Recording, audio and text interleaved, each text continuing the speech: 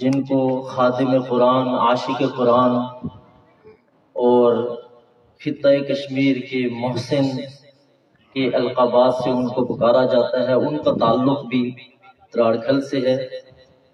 حضرت مولانا عبدالوحید صاحب جو قرآن کریم کی تعلیم کے اعتبار سے کراچی سے لے کر کشمیر، خیبر، سندھ، بلوچستان میں قرآن کریم کی سینکڑوں کلاسیں قائم ہیں۔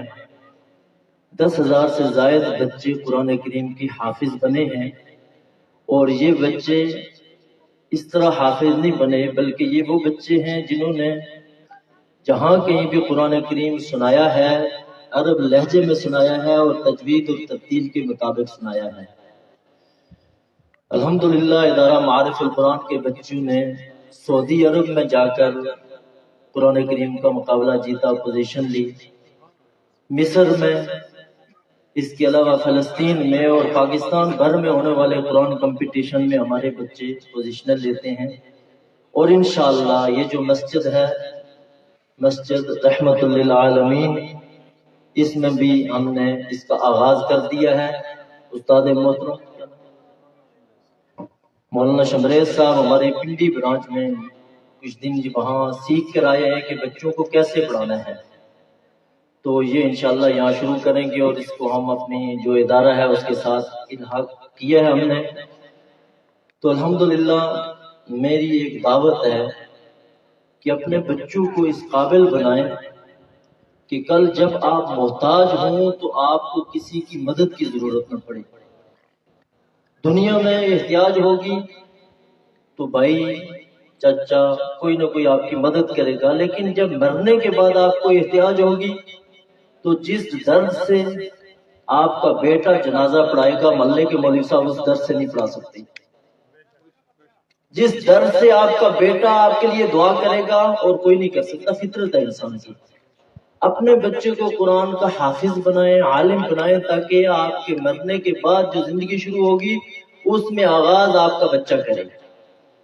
تو اس لیے اپنے بچوں کو یہاں بھیجیں، انشاءاللہ ان کو دینی اور دنیاوی دونوں تعلیموں سے آراستہ کیا جائے گا۔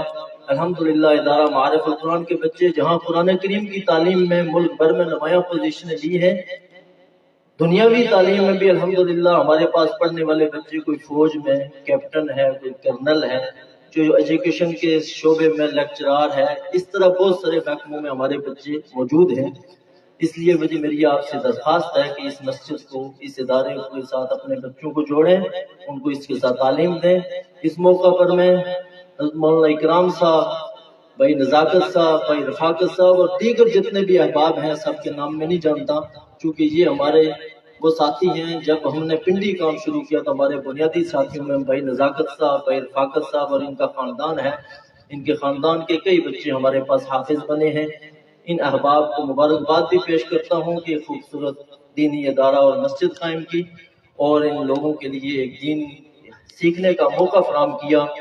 اس کے ساتھ ساتھ تمام احباب جو یہاں موجود ہیں سب مبارکباد کے مستحق ہیں۔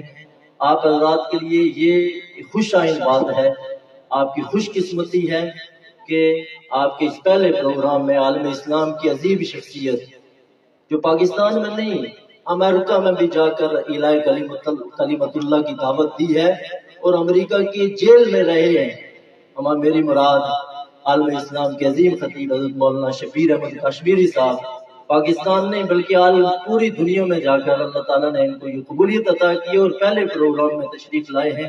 اللہ ان کے آنے کو بھی قبول فرمائے، میں بھی ان کے ساتھ آیا ہوں۔ اللہ ان کا سایہ ہمارے سروں پر قائم و دائم رکھے۔ نعت کی دنیا میں ایک عظیم نام ہمارے قاضی صاحب، وہ بھی اس پروگرام میں تشریف لائے، اسی طرح دیگر علماء اکرام نے بہت خوبصورت گفتگو کی۔ اس جگہ کی قبولیت ہے، یقیناً یہ قبولیت کی نشانی ہے۔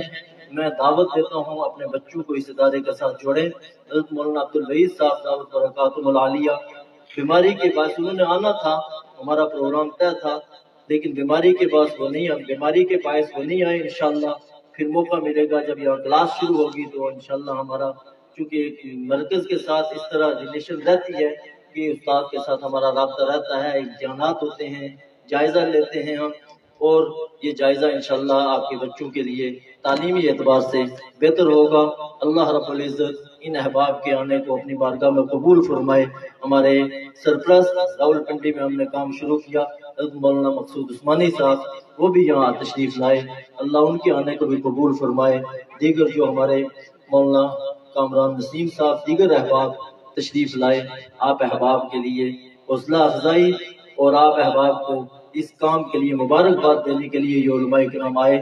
اللہ اس ادارے کو قائم و دائم فرمائے، اس ادارے کی بہاروں کو عالم میں عام فرمائے۔ یہ ذہن میں رکھیے گا کہ آپ نے دیکھا ہوگا، آخری بات کر رہا ہوں، بچے جاتے ہیں، اسکول جانے والا بچہ اپنا بیگ پیچھے لگاتا ہے، یہ تعلیم اس کو کسی کالج یونیورسٹی نے نہیں دی، نہ کسی مولوی صاحب نے بتلائی، پیچھے لگاتا ہے، اسکول جاتا ہے اور سارے اس کو اپریشیٹ کرتے ہیں، ماشاءاللہ اسکول جا رہے ہیں۔ لیکن جو بچہ قرآن پڑھنے آتا ہے وہ کبھی بھی قرآن کریم کے پارے کو پیٹھ کے پیچھے نہیں رکھتا، سینے کے ساتھ رکھتا ہے۔ ایک پیغام ہے، خاموش پیغام ہے کہ یہ جو تعلیم ہے جس کو پیچھے لٹکایا ہوا ہے یہ یہی رہ جائے گی، اور یہ جو جس کو سینے کے ساتھ لگایا ہوا ہے یہ قبر میں جائے گا۔ اس لیے اپنے بچوں کو قرآن پڑھائیں، دین پڑھائیں۔ اللہ رب العزت اس ادارے کی باروں کو میں اضافہ فرمائے، ان احباب کی کوششوں کو قبول فرمائے۔ وآخر دعوانا الحمدللہ رب العالمین۔